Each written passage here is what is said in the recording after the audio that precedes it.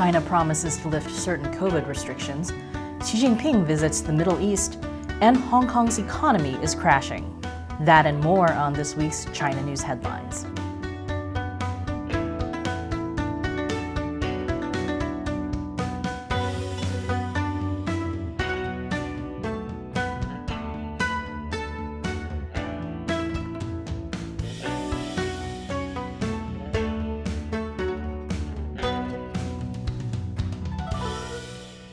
Welcome to China Uncensored. I'm Shelley Zhang, filling in for Chris Chappell.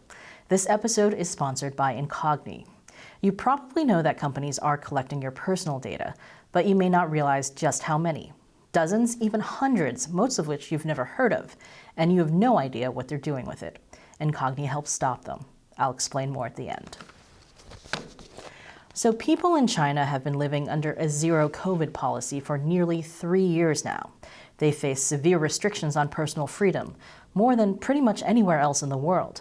That includes constant mandatory COVID testing and scanning QR health codes just to buy things from a store or get on a bus. And that's if they're lucky enough to not have their entire apartment block or city locked down for weeks at a time. Basically, living in China has been kind of like living in a prison.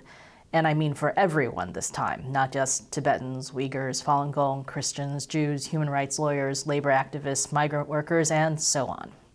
But now the Chinese government has announced it will be scrapping some of its most controversial COVID rules in a significant step towards reopening.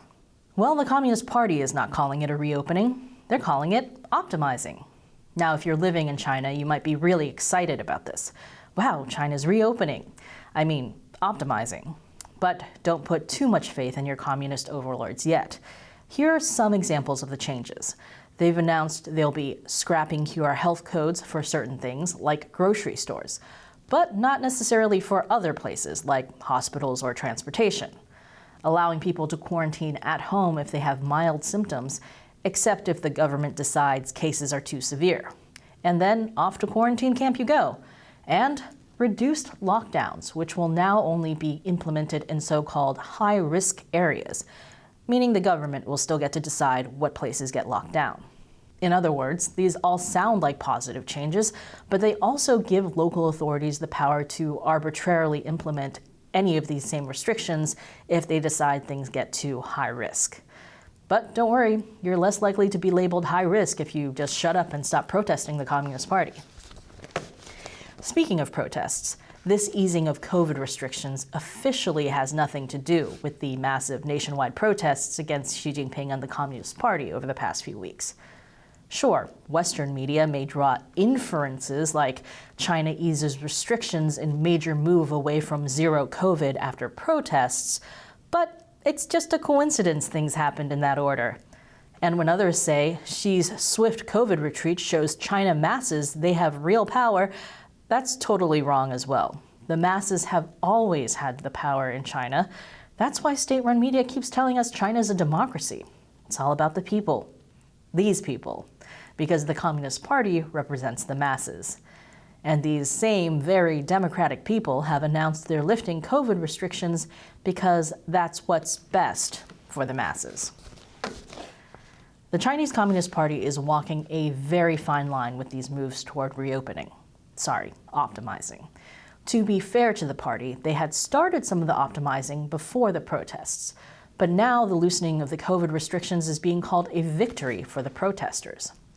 Are the protests the real reason the party is loosening restrictions? It almost doesn't matter. If the Chinese people believe it's the reason, that alone could be dangerous for the CCP, because then Chinese people might get ideas like protests work. But the Communist Party could also be using the protests to their advantage. The party had to back away from zero COVID at some point. It's been completely wrecking China's economy. But they also put themselves into a tough spot because as soon as they start reopening, there's going to be a COVID wave in China. There's pretty much no way to prevent that. So now, if Chinese people get upset at getting COVID, the Chinese Communist Party can redirect that blame. It's not the party's fault, it's the protesters' fault. They're the ones who wanted this. And while most Chinese people have seemed supportive of the protesters, if the CCP can make them angry at the protesters, how dare they demand freedom instead of safety, then the party once again wins by dividing the Chinese people. It's how the CCP always stays on top. Communist Party officials also met this week to talk about their plans for next year. And according to a Xinhua report on Wednesday, in 2023, China will focus on stabilizing growth, employment, and prices while preventing and diffusing major systemic risks. So basically boost the economy and maintain stability. That's the same plan they've had for decades now. And if you have any nagging concerns about whether that's going to work this time, stuff those feelings deep down inside and join the smart-brained Wall Street types like Ray Dalio and Larry Fink. Because, damn the torpedoes, America's billionaire investors go full speed ahead on China. I see no possible downside, except losing all your money while funding a communist regime that puts ethnic minorities in concentration camps. Other than that, full speed ahead. And after the break, Xi Jinping is jet-setting once again. Welcome back. Chinese President Xi Jinping is now feeling secure enough in his position to leave China. And this week, Xi Jinping landed in Saudi Arabia, where they really rolled out the purple carpet. Anyway, lots of fanfare. President Biden had met with Saudi Arabia in July with a similar amount of fanfare and purple carpeting. Why do both China and the US want to make friends with a powerful authoritarian regime like Saudi Arabia? The answer is obvious. Both administrations are seeking advice on how to get rid of journalists. Also, they want more oil. Okay, it's mostly about the oil.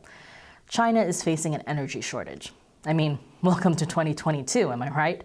And China's energy shortage is made worse by a water shortage, which makes it harder for China to produce hydroelectric power. So China needs that sweet, sweet Middle Eastern oil as much as anyone.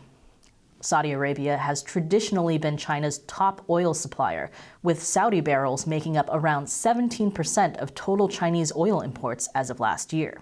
And China is Saudi Arabia's biggest trade partner, with about $80 billion of bilateral trade between the two countries each year.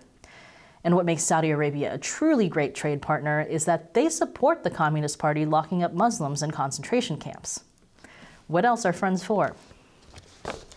And Xi's trip comes as China's trade plunges to its lowest level since 2020. Imports fell more than 10% and exports fell more than 8%. This mostly has to do with China's insane COVID rules. Those rules have directly shut down manufacturing and closed shipping ports during lockdowns. But they've also indirectly prompted foreign companies to move their manufacturing out of China to more open countries like Vietnam, Malaysia, and India. So, a lot of foreign companies are fleeing China for friendlier shores, and that's going to have an irreversible effect on China's economy. Of course, I'm not saying Wall Street is wrong to invest in China right now. After all, you've got to get in on the ground floor, like the rock bottom ground floor, right?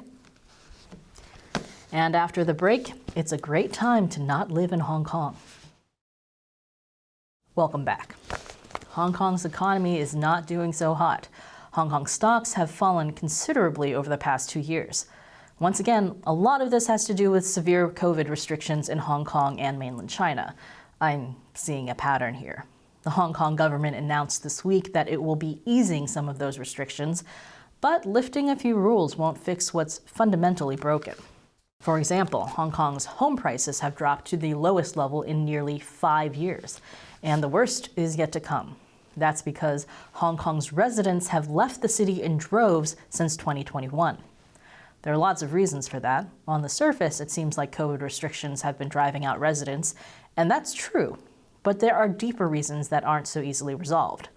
While there is pressure from the deteriorating fertility rate and the rapidly aging population, the collapse of immigration and the heated emigration wave have added fuel to the fire. Which is to say, after the Chinese regime passed the Hong Kong National Security Law in 2020, a lot of people want to leave and never come back. But some people can't leave, like media tycoon Jimmy Lai. He was arrested more than a year ago and charged with violating the Hong Kong National Security Law. He was the owner of Apple Daily, a pro-democracy newspaper. The newspaper has been shut down, and Lai has been sitting in a Hong Kong prison awaiting trial. The trial was supposed to begin last week, but it got delayed. Jimmy Lai wanted a British lawyer to represent him, but the Hong Kong government withheld his lawyer's visa. which sounds bad, but this is Hong Kong, which means it gets worse. Because now a Chinese official has said that maybe Jimmy Lai's case can be moved to mainland China for trial. He said that if difficulties arise finding a lawyer, people like Jimmy Lai can just be sent back to the mainland for trial. Which makes sense, because if you're on trial in mainland China, there's really no point in even having a lawyer. And this episode has been sponsored by Incogni. Whenever you do anything online, there's a huge number of companies that collect your personal data. Your name, your email, your home address, your social security number, your employment history, all sorts of things. What are they doing with your data? They're buying it, selling it, and trading it, like you're a commodity. If all they do is use it to sell you products, you're lucky. Some of them use it to adjust your credit score or potentially more nefarious things. And if any of those companies get hacked, you could be in big trouble. For example, earlier this year, a hacker stole user data from 5.4 million Twitter accounts, which included users' phone numbers and email addresses. And that hacker put this user data up for sale on the web for 30 grand. And if Twitter can be hacked, so can all the smaller companies that buy and sell your data. This is why I signed up for Incogni. It showed me that more than 100 data brokers had collected my private information. Incogni forces these companies to delete your data. There are laws that allow you to do this, but if you want to do it yourself, you'd have to figure out the applicable laws, write letters in a specific legal way, and follow up to make sure your instructions are followed. Incogni handles this for you. So far, Incogni has already gotten my details removed from 62 of these data brokers, and they've got a lot more still in progress. And I didn't have to do anything after signing up. So I recommend you get Incogni for yourself. Click the link below or go to incogni.com/uncensored. The first 100 people to use the code uncensored will get 20% off. Get your personal data off the market with Incogni. Once again, I'm Shelley Zhang. Thanks for watching China Uncensored.